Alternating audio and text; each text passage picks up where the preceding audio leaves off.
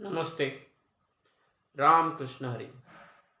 विश्व कल्याण तथा आज का दिन या विश्व कल्याण चॅनलमध्ये आपले सर्वांचे हार्दिक हार्दिक स्वागत। आपण हरिपाठाची सेवा करीत आहोत। हरिपाठाचा अभंग क्रमांक 7।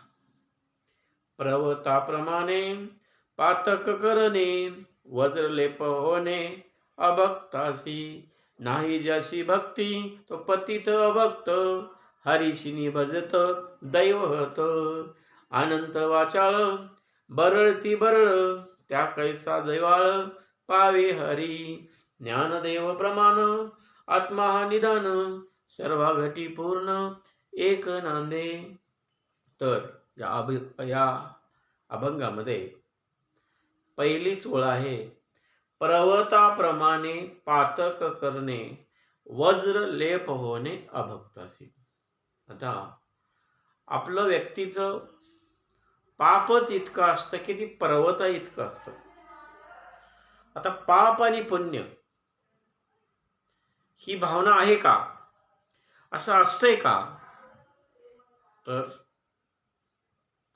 याची व्याख्या करण्यापेक्षा जेव्हा जेव्हा ह्या कलियुगामध्ये आपण सर्व काम करत असतो आणि दुसऱ्याची फक्त पशु पक्ष्यांची हत्या करूनच आपण हिंसा करतो असं नाही, तर आयुष्यामध्ये जगत असताना बऱ्याच लोकांना आपल्या वागण्याचा त्रास होतो, आपल्या बोलण्याचा त्रास होतो आणि आपण बऱ्याच लोकांना वेगवेगळ्या मार्गाने सातत्यानं फसवत असतो, फक्त आपल्या टीचभर पोट भरण्यासाठी।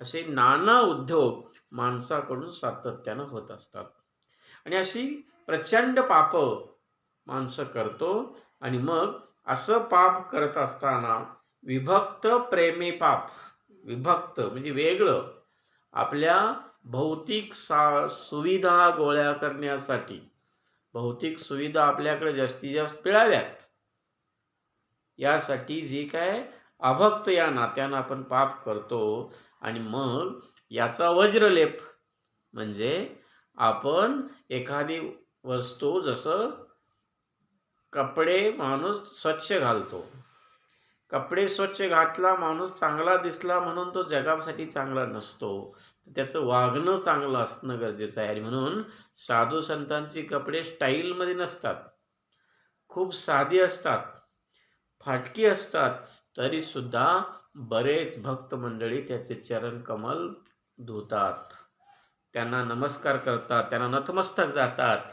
म्हणून आपण बऱ्याच आयुष्यामध्ये सातत्यानं पाप, दुसऱ्यांच्यावर अन्याय, स्वस्वार्थ या गोष्टी सातत्यानं जर करत असेल, तर मग आपल्या मनावर, आपल्या लोकांना दाखवण्यासाठी जर कितीही पद्धतीचे वज्रलेप केले, कितीही पद्धतीचे चुकीच्या मार्गाने पैसे मिळवले आणि दानधर्म सातत्याने केलं, तर त्या दानधर्माचा उपयोग होईल असं नाही। म्हणजे काय, आपलं निस्वार्थी वागणं, दुसऱ्याला ठेच पोचणार नाही या पद्धतीचं वागणं असं असावं, असं माझ्या मते। आपण स्वतः काय फार याच्यात विद्वान नाही, पण या हरिपाठाच्या ओळी वाचता वाचता, हरिपाठाच्या ओळी वाचता वाचता, सांगता सांगता नक्कीच आपल्या मनामध्ये मोठा परिवर्तन होतो आणि आपल्याला त्याची जाणीव होत आहे। समाधान हे वेगळं आहे, जेवढ्या काळासाठी आपण हा हरिपाठाची सेवा करीत असतो तेवढं आपल्या मनाला एक तादात्म्य पावतं, एक समाधान मिळतं आणि ह्या समाधानाची तुलनाच होऊ शकत नाही।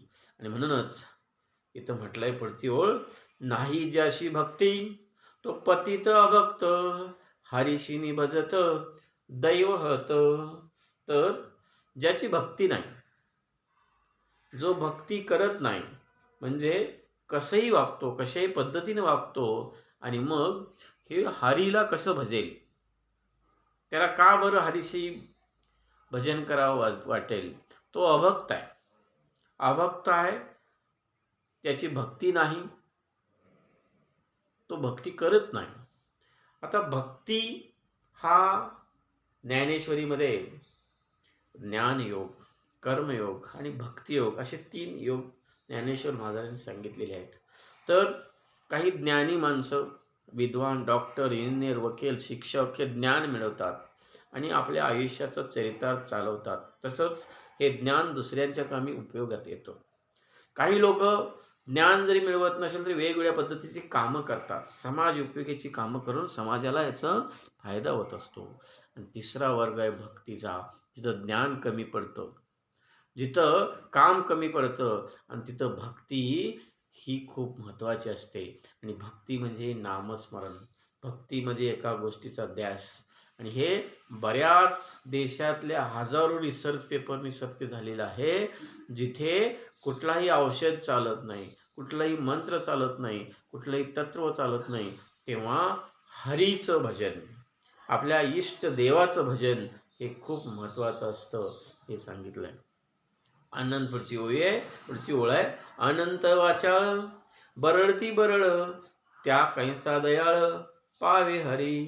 काही लोक वाचाळ बडबडणारे असतात, म्हणजे सातत्यानं गप्पा टप्पा असतात, देवाचीच टिंगल उडवत असतात आणि हे सातत्यानं वायफळ आयुष्यामध्ये बडबड करत असतात.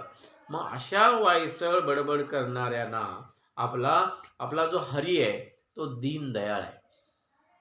दीनदयाळ असा हरी आहे. आणि म्हणून जगामध्ये काही लोक तत्वज्ञ माणसं म्हणतात, देव तुम्हाला कुठला आवडतो? तर बरेच जण सांगतात हरी आवडतो, पंढरीचा पांडुरंग आवडतो. पंढरीचा पांडुरंग का बरं आवडतो?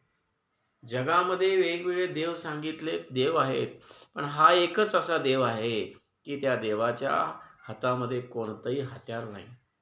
आणि हा कटेवरी कमरेवर हात ठेवून उभा आहे. संतांच्या भेटीसाठी तो निवांतपणे उभा आहे. सांगताना ह्या मूर्तीतूनच सांगितलेलं आहे की बदल करण्यासाठी कोणत्याही शस्त्राची अस्त्राची गरज नाही. आपण शांत राहणं, समाधान राहण्याची गरज आहे. माणसाच्या आयुष्यामध्ये सुद्धा माणसानं बऱ्याच वेळेला जे बोलून काम होत नाही ते न बोलता शांत राहणं सुद्धा खूप महत्त्वाचं आहे. हा परमेश्वर तिथं सांगतो. मग असा हरी आहे. हा जो हरी वाचाळ बडबडणाऱ्या माणसाला कसा पावेल असं इथं सांगितलं आहे. आणि म्हणून ज्ञानदेव सांगतात शेवटच्या वेळेमध्ये, ज्ञानदेवा प्रमाण आत्मा हा निदान, सर्वा गोष्टी पूर्ण एक नांदे.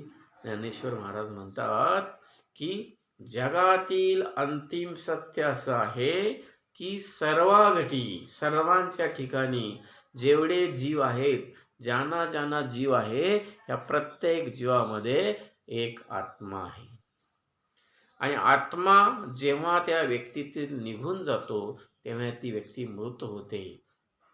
म्हणजे ती व्यक्ती बॉडी होते, त्याचं प्रेत होतं प्रत्येक सजीवाच्या बाबतीत. आणि हे विधान सत्य आहे. ज्ञानदेव सांगतात हे पद्मान आहे. सर्व घटी आत्मा भरलेला आहे, सर्व देहामध्ये आत्मा आहे, सर्व देहामध्ये जीव आहे. आणि हे जीव सर्व देहामध्ये सामावलेला आहे. जगातील अंतिम सत्य आहे. जोपर्यंत त्या देहात आत्मा आहे तोपर्यंत त्या देहाला किंमत आहे. आणि म्हणून बंधूंनो, या विधानातनं एक लक्षात ठेवायचं, आपल्या देहामध्ये असणारा जीव, आपल्या देहामध्ये असणारा आत्मा, आपण मानव प्राणी, आपल्याला चांगलं वाईट कळत असतंय पण वळत नसतंय. आणि म्हणून प्रत्येक व्यक्तीने आपल्या आयुष्यातील ज्या निसर्गामध्ये आपण राहतो, या निसर्गातले ज्याच्यामुळे निसर्ग टिकतोय, चक्र आहे, चक्र चालतंय, याच्यासाठी आपण सर्वांनी आयुष्यातील किमान जसं आपण प्राणायाम म्हणतो, जसं योग करतो, त्याच पद्धतीनं हरी कीर्तन आपण रोज किमान 10 ते 20 मिनिटं करावं. आणि म्हणून हाच आपल्याला आजचा संदेश आहे. आणि म्हणून पुन्हा एकदा हरे कृष्ण कृष्ण कृष्ण हरे हरे, हरे राम राम राम हरे हरे, राम राम हरे हरे, हरे कृष्ण कृष्ण कृष्ण हरे हरे. धन्यवाद. असाच पुढचा अभंग घेऊन आपण उद्या भेटू. तोपर्यंत नमस्कार.